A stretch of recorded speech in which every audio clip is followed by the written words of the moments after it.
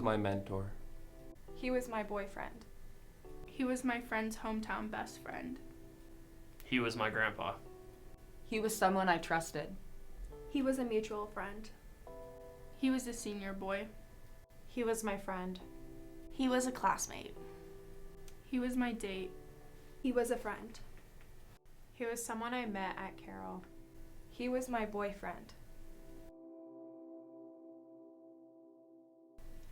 The idea that men cannot be sexually assaulted is the reason why I am writing this. I was 12 years old, and this guy was my mentor.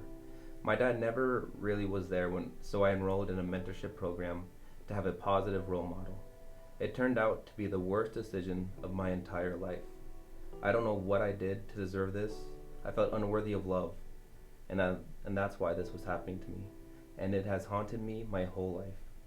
That something is wrong with me, broken in me. I would not wish this on my worst enemy. I dated a man that sexually assaulted me the last few months of our relationship, along with other forms of abuse.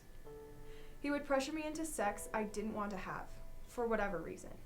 He would guilt me into it, saying I didn't love him, or that I was being a bad girlfriend. I would eventually have sex with him because the alternative would have been a night of fighting. Sex was easier. Sex was quicker. These events led me to resent him more and more until I eventually had the courage to break up with him. He then proceeded to stalk me for a year. I was at a party in a town I had never been to because I went there with two of my friends and one of whom had grown up there. When it was time to leave at the end of the night, we all piled into one truck, all 8 of us, and I sat on the center console facing forward. I was pretty drunk and my best friend was in the back seat passed out, and we were the only girls in the truck. We had planned to stay at this guy's house because he was friends with the person I came to town with. He was sitting in the passenger seat of the truck, and as we started driving down dirt roads, I was sliding around a bit on the center console, so he pulled me down onto his lap. I pushed myself back onto the center console without saying anything, and he pulled me back down a few minutes later. The cycle repeated a few times until I gave up, while also giving a couple help me glances to my guy best friend in the back. He continued to fill me up, tried putting his hand in my pants, and I pulled them out. He groped me and wouldn't let me go. Then we had to spend the night at his house, and I was the only girl because my best friend was still asleep. It's been a recurring situation, beginning with my own grandpa at age 6. He went from being my whole world to being my worst nightmare. Still hard to see him to this day because I'll always remember. Then to being assaulted 3 other times by complete strangers. They didn't even know my name, but they took away my identity. To this day, I am still struggling to get it back. I was 8.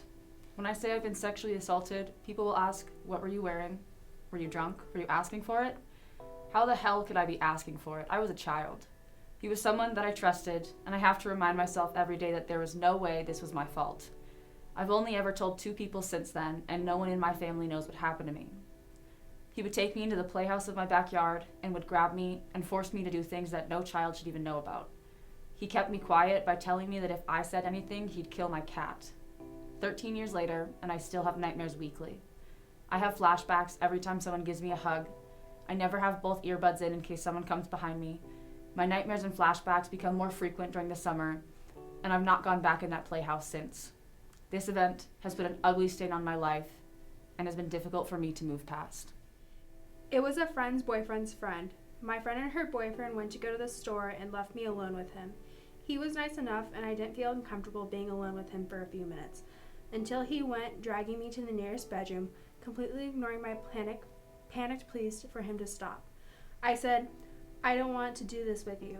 He said, "Well, I want to, so you should respect me and do what I want." He shoved my head down into his lap. I pursed my lips so tightly. I wanted to scratch him or bite him. I couldn't get myself to. He tried to take off my clothes, but all my muscles were so tight that he couldn't. He finally got pissed off, called me a bitch, and stormed out the door. It was my freshman year in high school, and I really liked this senior boy. He never really looked or talked to me at school, but he texted me at night and was very interested. Freshmen weren't allowed to leave for lunch, but he convinced me to take me out to lunch. Once we were in his truck, I was confused why we weren't getting lunch. He told me that if I sucked his dick, he would make me his girlfriend. I wasn't really comfortable because I had never really done anything like that before, but I really wanted him to like me back. That was the last day that we talked. I was out of town visiting some friends. He was one of my friends. A pretty good friend. We'd spent the night drunk together in the same bed multiple times. Nothing happened.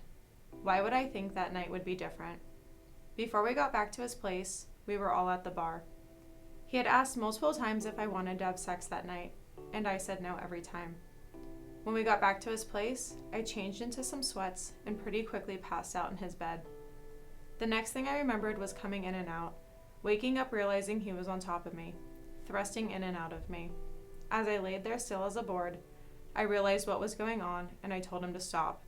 I told him we were done. He kept going. I said it again, pushing him, and he finally stopped after complaining. I made my way to his bathroom and stared at the wall. I was so drunk I couldn't process what had happened, but I felt sick.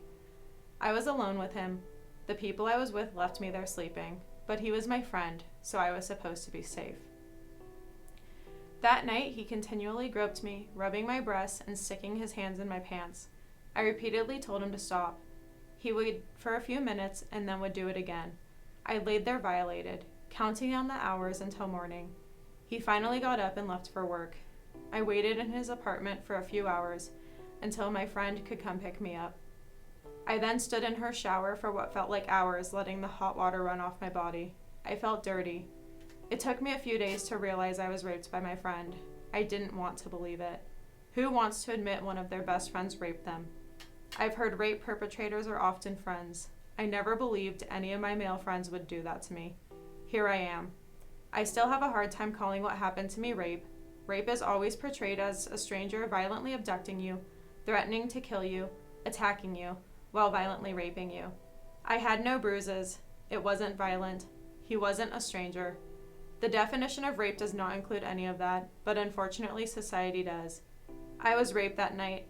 I didn't report it because I felt as if it wasn't bad enough to be a society-approved rape. It didn't help that after sharing what happened with a few of our mutual friends, the responses were that there was no way he could have raped me. I must have been dramatic about it. Months later, I am still extremely disturbed by the situation. During my second year in college, all I wanted was to fit in. I didn't struggle with school, so I spent most of my time trying to make social connections and form as many friendships and relationships as possible. At the time, I thought the only way to do this was to go to parties. Every weekend, all year long. At one of these infamous parties, I was particularly upset because I had just gotten out of a 2-year relationship. I was trying to drink away the pain and ended up blacking out. A boy who I had seen in a couple of my classes but didn't know well approached me while I was on the couch away, trying to escape from the craziness of the party. I barely remember our interaction, but friends of mine observed that we sat there talking for a couple hours and that he was very touchy with me in a drunken, almost catatonic state. He offered to walk me back to campus and get me home safe, and of course I let him, thinking I had just met my knight in shining armor. Much to my surprise, we did not end up at my dorm, but rather across campus at his building. He ushered me inside and up 3 flights of stairs to his 1-room, 2-bedroom dorm that he shared with a teammate of his. He undressed me completely and helped me climb into his top bunk bed, where I immediately passed out. I woke up sometime later to him on top of me, inside of me, thrusting with the most dead look in his eyes. I was so scared and didn't know what to do, so I just laid there and let him do what he wanted with me. I fell asleep again, and sometime later, I woke up again to my face being shoved into his pillow. He had flipped me over and was inside me, this time in a much different way than I had ever experienced. It took me some time to realize he was having anal sex with me. I lay there, lifeless, face pushed into the pillow, until he finally stopped and fell asleep. As soon as he was asleep, I gathered up all my stuff and ran all the way back to my dorm in the early hours of the morning. A year later, the same boy did the same thing to me. It took me most of college to realize that what I experienced was not consensual, not respectful, and not okay. Healing from this, as well as the other experiences of men using my body against my will, has not been a linear process, but with time has become easier to cope with. I still require a great deal of mental health counseling to help me through, but I know enough now to never let myself be used again. I went on a date for the first time in about a year. I had picked the man up from his house and we went out to the movies. Everything was genuinely going good until the movie was over. He was on the phone with his friend for a majority of the time before getting to the movies and talked about hanging out with friends after we had hung out. I was not aware he wanted me to give him a ride home after the movie, so when I turned around and saw him falling behind me, I felt slightly scared and obligated to take him home. While driving, he wouldn't stop trying to touch my vagina from the outside of my pants, even after I had told him to stop. He was pretty aggressive, not at all like how he was earlier that night. I was about 3 minutes away from pulling up to his house, and he had asked me to pull over. Assuming we were at his friend's house because there was a party going on at that house I pulled over in front of, I unlocked the doors and told him thanks for the fun night. He asked me to get out of the car, and I was worried about what would happen if I said no. I got out. He instantly went for a hug and whispered in my ear, "I'm not leaving with blue balls." I kind of froze and told him, "I need to go home to my kid. I can't. I have to go." And he just kept holding me tight and looking at me, but I didn't have much of a say in that situation. He wouldn't let me leave unless I did what he wanted, so he put me in the back of his car and had me give him oral. When he finally let me go, I kept saying, "What the fuck was that? What the hell just happened? Why? And then I cried in the shower when I got home because I felt so disgusting and just manipulated. My freshman year, first semester, after going out to a party with my friends, and we all piled into a friend's dorm to watch a movie. I was squished up next to one of my guy friends on a small couch we shared with a few other people. Pretty much all my friends were in the room at the time, but the lights were off, and perhaps no one had noticed. But I had fallen asleep during the movie when I woke up to my friend putting his hands in my pants. I was so scared and confused, and completely froze as he touched me, unable to speak or move. Eventually I was able to whisper to him to stop, and he took his hands out of my pants and moved on to inside of my bra. I knew that if I told him no again, he'd move back down to my pants. So I sat there and waited, but it seemed never ending. So after what felt like an eternity, I said stop again, and sure enough, he started fumbling with my waistband until I said no so loud so that the others in the room may have heard. When he stopped, he then stopped. It took me 2.5 years to admit it that I was sexually assaulted. 3.5 years to ever truly acknowledge that it was his fault, not mine. I made a lot of excuses for him about how he was drunk and how he had been drinking, and I had flirted with him, sat close to him, and it was just a misunderstanding. Those are lies. I was asleep and he didn't care. I even said no and he didn't listen.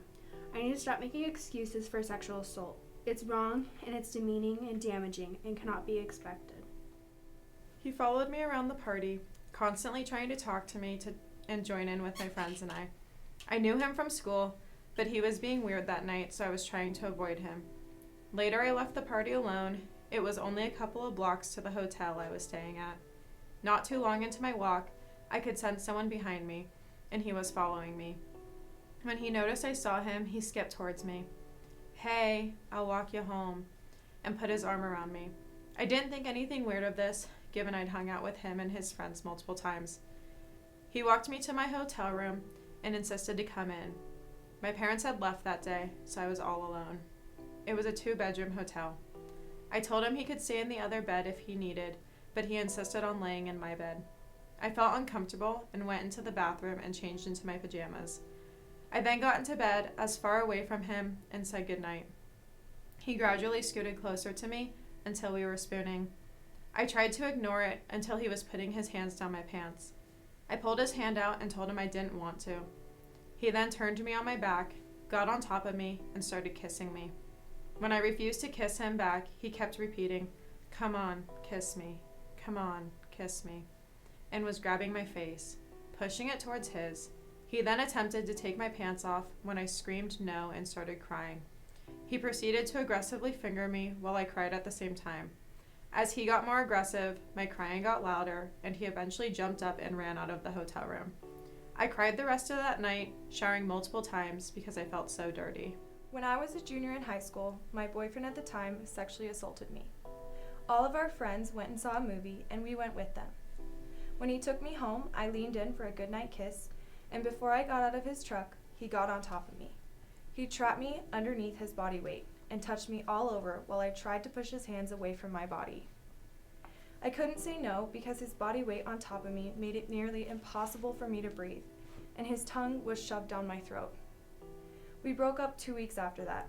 It took me nearly a whole year to realize that it was sexual assault. I didn't think that your significant other could do that. School never taught me that, and neither did my family. I'm terrified of going back to my hometown because he still lives there.